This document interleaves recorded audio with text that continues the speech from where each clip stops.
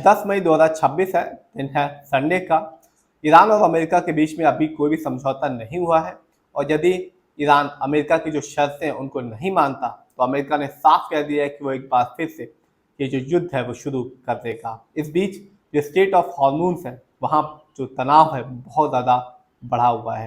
लेकिन मैं आज बात करूँगा दूसरे युद्ध की, रशिया और यूक्रेन युद्ध की, जो 4 साल से अभी भी चला आ रहा है। लेकिन अब ऐसे कुछ संकेत मिले हैं कि जो युद्ध है वो जल्दी ही समाप्त हो सकता है। अभी ही जो रशिया के राष्ट्रपति हैं पुतिन, उन्होंने अपने जो विक्ट्री डे परेड थी, समारोह था, उसमें कुछ ऐसे संकेत दिए जिससे ये लगता है कि जो यूक्रेन के साथ उनका युद्ध चला आ रहा है अब वो अंतिम दौर है वो वहाँ पहुँच गया है। उन्होंने यानी कि राष्ट्रपति पुतिन ने पत्रकारों से बात करते हुए कहा, मुझे लगता है कि ये मामला अब अपने अंत की ओर बढ़ रहा है। पुतिन का यह बयान 4 साल से अधिक समय से चल रहे भीषण युद्ध के बाद तनाव कम होने की संभावना का बहुत ही बड़ा संकेत माना जा रहा है। पुतिन का बयान के बाद 4 साल से ज्यादा समय तक चली जानलेवा लड़ाई के बाद रूस यूक्रेन शांति वार्ता की जो नई उम्मीदें हैं वो और भी ज्यादा बढ़ गई हैं।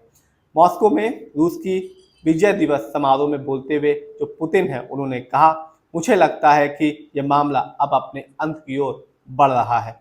कई लोगों का मानना है कि ये अब तक का सबसे बहुत ही मजबूत जो स्टेटमेंट है वो राष्ट्रपति पुतिन की तरफ से आया है। इस संघर्ष को बातचीत के जरिए सुलझाने के लिए अब रशिया भी पूरी तरह से तैयार हो गया है।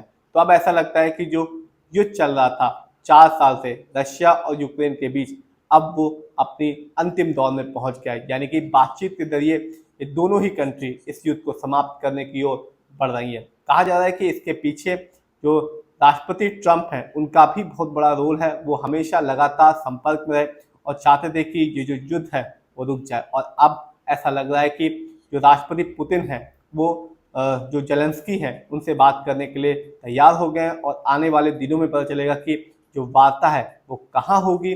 और हर कोई ये चाह रहा है कि जो युद्ध है, जो जानलेवा युद्ध था 4 साल से, वो जल्दी से जल्दी समाप्त हो जाए और पूरे के पूरे एरिया में शांति हो जाए।